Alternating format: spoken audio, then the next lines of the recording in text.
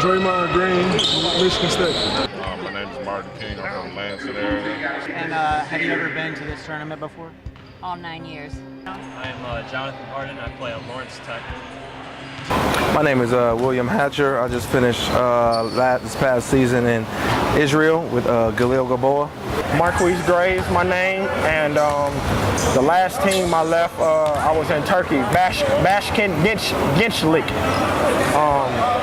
I'm in the process of negotiating a different contract in a different country, so right now I'm currently in the process of going to a different team.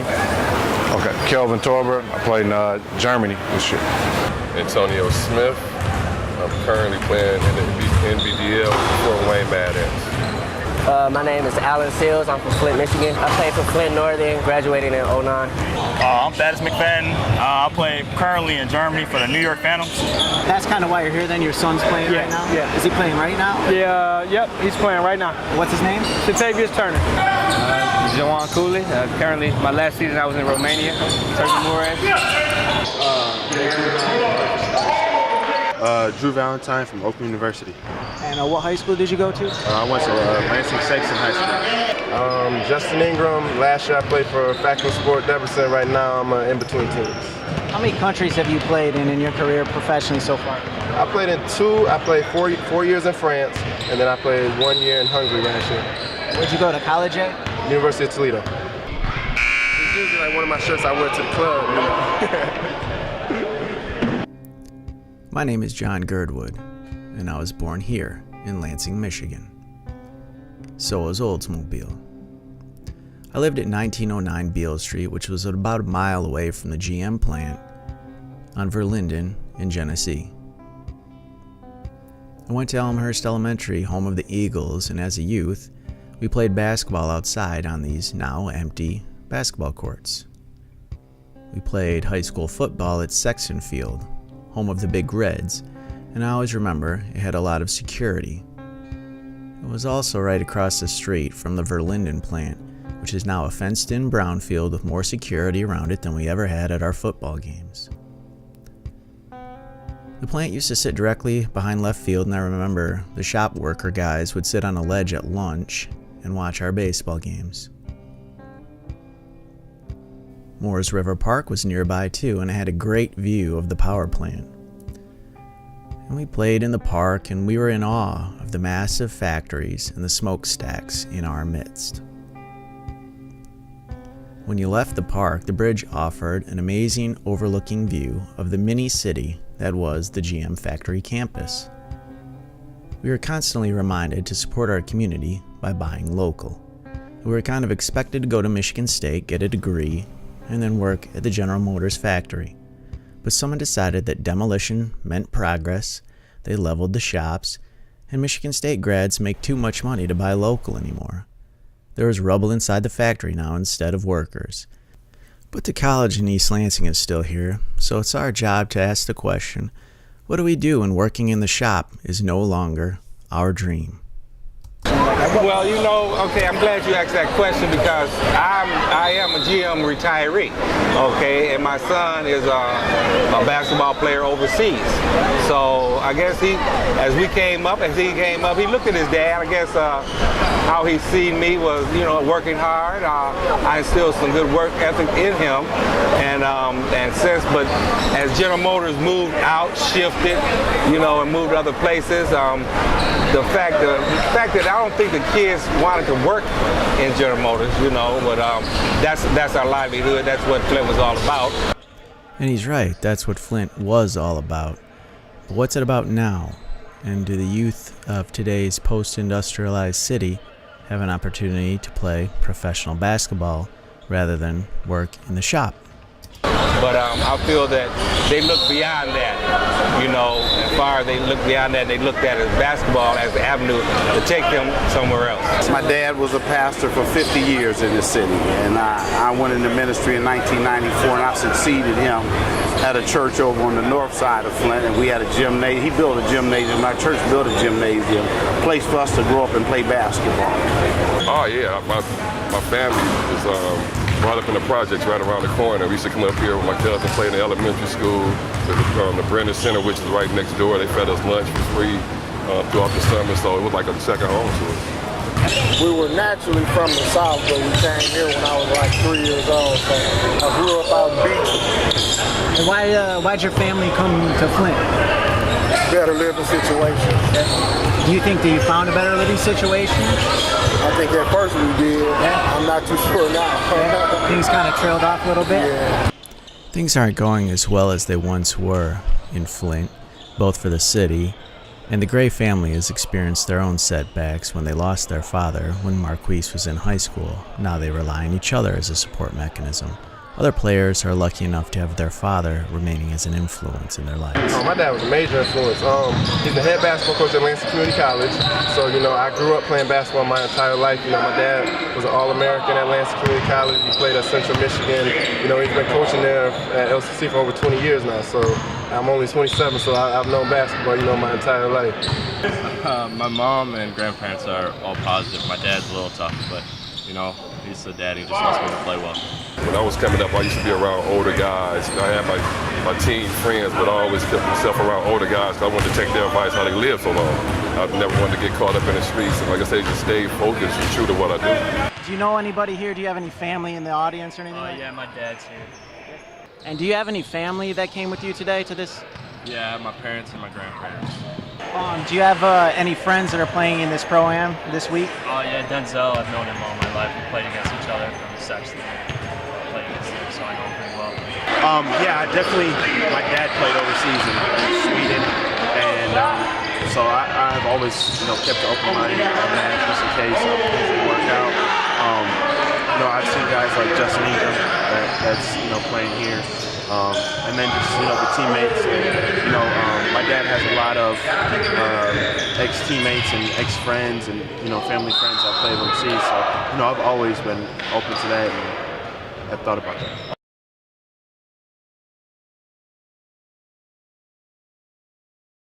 The youth see success stories like Marquise Gray and Kelvin Torbert, but where do they get their ideas and how do they set their levels of aspiration? I just see people that I play with all the time living that dream, like Justin Ingram, Muhammad Alameen, one of my friends, Brandon Wood. He just got a contract, and I just see them living that dream, and made me want to go for it. If they set their sights just a little bit lower than the NBA, if they can make it internationally? I don't think setting your sights lower than the NBA is smart. You always want to reach as high as you possibly can. Do you have any aspirations to play international basketball? And how realistic do you think that is? I feel like it's very realistic. I feel like I'm in a position where I can do some damage these next 2 years and get my name out there. It was something that I definitely wanted to come back home and be able to show the youth and the young kids that, look, I was able to play professional ball. I was able to get to the highest level. Honestly, I wasn't really aware of international play until I got probably till 10th grade, 10th or 11th grade. My first cousin is Charlie Bell, who played for the Michigan State Spartans, won the national championship. There was a couple of guys. Charlie Bell was over there at the time, over in Italy with me. I had Leon Derrickson, I was over in the Philippines. And plus, when we left the country, it was like most of the people overseas, they spoke English, which was kind of surprising, but so we made a good connection there. I wasn't really too big on overseas play or knowledgeable about it until he went undrafted and played, spotty on a couple different teams his first year, and then for the second half of the season went overseas, played in Italy or Spain. But once that happened, that's when I, kind of learned a little bit more about, life over there, and that's a possibility also. That's not just the NBA, and you can definitely still make a good living for yourself after college playing ball. I always heard about it, but when you heard about the options of, being able to go overseas if the NBA didn't work out for you, so I think it was definitely sophomore, junior year of college. So did it come into your head yourself? Did you just all of a sudden say, oh, I'm going to make a career out of this, or did somebody plant that seed in your head? Or did you it's both sides because, we got a lot of Flint guys that's playing ball overseas. I play against some of these guys, and I was like, I'm holding my own, So that kind of gave me confidence, and after that, I felt like that I could play overseas professional-wise. When you run up in the States, every kid's goal is to get to the NBA. So did you have the NBA as your primary goal, or did you see did you set your goal at playing internationally at some point along the line? Do you say this is the way I'm gonna go? I mean, I think it was definitely, NBA was definitely the ultimate goal, but I mean, you know, everything don't work out the way it is, so playing overseas is definitely a great fallback plan. I mean, that's definitely a great plan B for me, so I mean, once that happened, I just took it and ran with it. Well, I was sort of a late bloomer. In high school, I didn't play too much. You know, I got on varsity 11th grade, but I still didn't play a lot. I went down to Eastern Michigan, didn't make the team down there. You know, but I kept going at it. You know, I never gave up. I ended up transferring down to Indiana Tech in Fort Wayne, Indiana. And when, you know, once I transferred there, I started realizing that, you know, hey, this could maybe get me somewhere. And, you know, agents started calling and just went from there.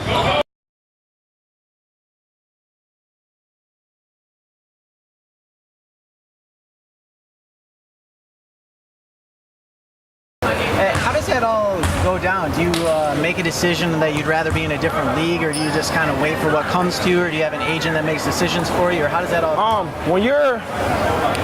When you first begin, it's kind of like, you know, you're trying to get yourself out there, so you kind of take what comes to you. But the more you prove yourself over in other countries, and the more you put numbers on the board, and your numbers are good, you kind of get to pick and choose where you want to go. A lot of teams make offers, and it's kind of like a buffet. You get to choose where you want to go. I knew Jonathan Jones and Derek Nelson both from high school, and JJ was one of the guys that really tried to recruit me there. Have you been following JJ's professional career? Yeah, I've been keeping up with him. Looking at his stats and seeing how well his teams are doing. Do you see him as a model for like the possibility of where you could go? Yeah, definitely. Playing professionally is something every basketball player aspires to do, and whether it's overseas or in the NBA, it doesn't really matter. Everybody just wants to make it to that next level. I definitely want to do that too.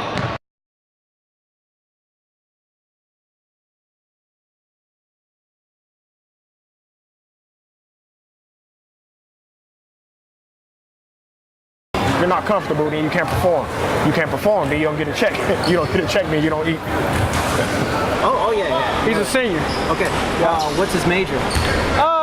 Business, I think, business. My business, kept me here during those summer months.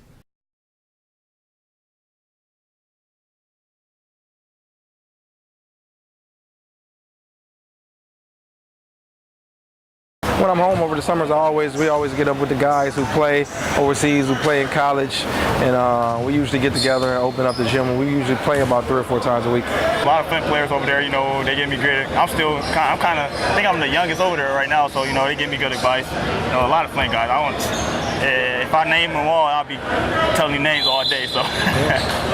In any of those countries, did you stand out? Like when you walk into a restaurant or something like that, did people say that's definitely an overseas basketball player? Oh yeah, no doubt. We went over to China, and the whole mall was following us. Was amazed by our height and our size over there. So it was funny, but it was a good experience. Did they know that you were a Chinese basketball player? Or did they think you were like Michael Jordan or something like that? Yeah, I heard a lot of Michael Jordan. I heard a lot of Shaqs. I heard. Yeah, but it was just a fun experience. When I first got there, being African American, they look at you just because of that. That's first off. It's like, wow, an African American, a black guy or whatever. But as time went on, you perform pretty well, and everywhere you go is like, hey, can I get an autograph? Hey, can I do this? Can I do that? So it is, it's kind of fun, but it's also kind of hassling because you really can't, go nowhere, get out because, you feel like you're going to be, harassed, and, which is a good thing. Like I say, I've never turned anyone down or something like that, but it's just something that you experience, playing professionally. You weren't getting asked for your autograph when you were an intern at GM? Oh, no, not at all. I was getting harassed by my boss telling me to make sure I get my work done. It was actually about two months after I graduated from Toledo, because after I graduated, my dream was, NBA. That's the only thing in my mindset was NBA. And then, I had a couple workouts, and when the NBA didn't happen, then, I had to move on, and, I'm now making a pretty good living, I can see. Actually, about a few months over in the Philippines, it was a pretty nice wages over there, but the most comfortable area was playing over in Italy.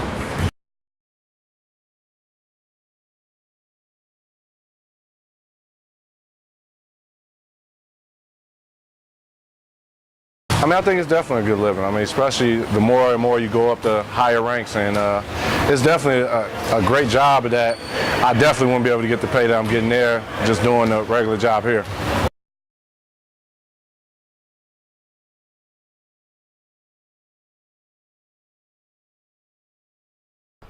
I get back quite a bit in the summertime. I don't know, 4 or 5 times a month probably. Yeah, I mean, Flint, you know, I mean, off season, you know, it's not a season, it's not vacation. You know, you still have to put in a lot of work, you know. And Flint is great for basketball, you know. So I'm a student of the game, still learning. You know, we have a lot of veterans here, so I come home to train with them and get better, you know, for next season.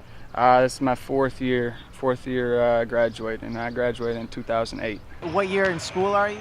I'm going to be a freshman. Of course, players, you know, you usually hang out with people who do the same thing you do, you know, understand what you're going through on the same ground that you're on as well, and have the same thing in common. Every summer I would come home, you know, for a few months because, like I said, this is home. I came from Grand Rapids. That's where I live in the summertime.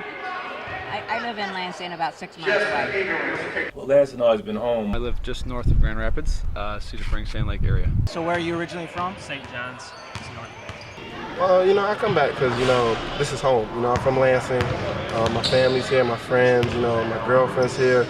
And I'm a small-time kid, you know. I love being here. When I'm done playing, who knows where I'm going to be, you know.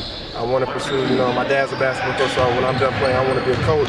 Who knows where that's going to take me. So, you know, right now, yeah, I'd say when I'm done, Lansing will be home. But who's to say, you know, I could be in California or somewhere. I'm not sure.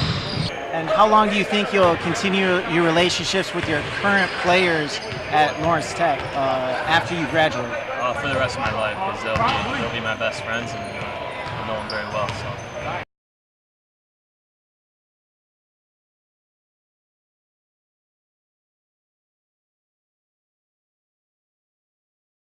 Do you follow their careers after they're done playing or after they're done playing for MSU or that sort of thing?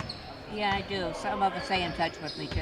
And I'm right here from the same, you know, neighborhood and went to the same schools you went to, so I wanted to be some type of inspiration. Like, look, if Desmond can do it, then, you know, I had a possibility of doing it. So, and it's always good to, you know, be at home. You know, people know you. They've seen me grow from elementary kid to middle school to high school to, you know, at the professional level, college level. So it's just a comfortable feeling, you know, when they say there's no place like home. So how long do you plan to play basketball from now? For 4 years or longer? I'm looking at it 4 years from right now, but wherever it takes me. 'em.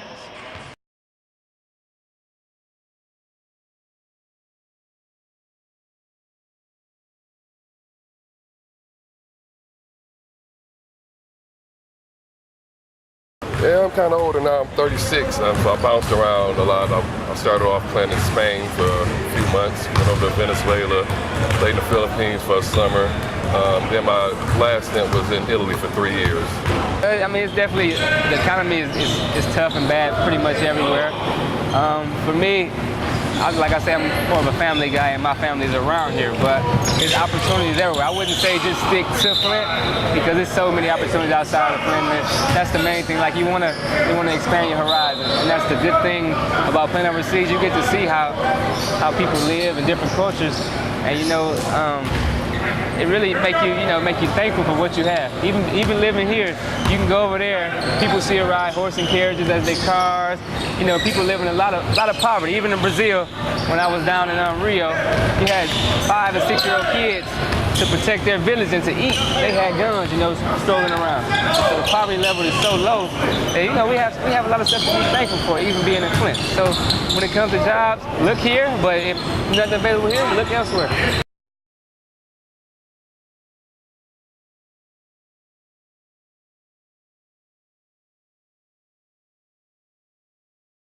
Years. I'm Jonathan Harden. I play on Lawrence Tech. My name is William Hatcher. I just finished this past season in Israel with Galil Gaboa. Marquise Graves, my name, and the last team I left, I was in Turkey, Bashkent Gençlik. I'm in the process of negotiating a different contract in a different country, so right now I'm currently in the process of going to a different team. Okay, Kelvin Torber. I played in Germany this year. And so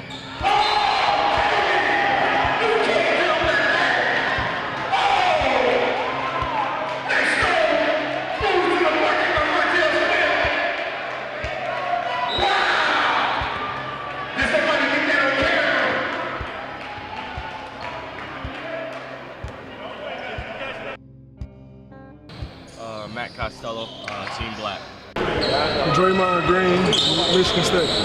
My name is Martin King. I'm from Lansing area. And have you ever been to this tournament before? Neil Smith.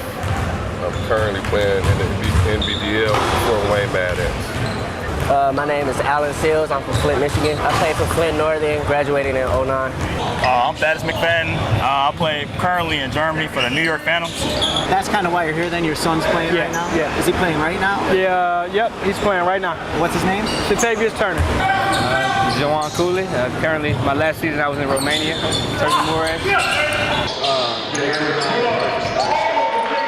Drew Valentine from Oakland University.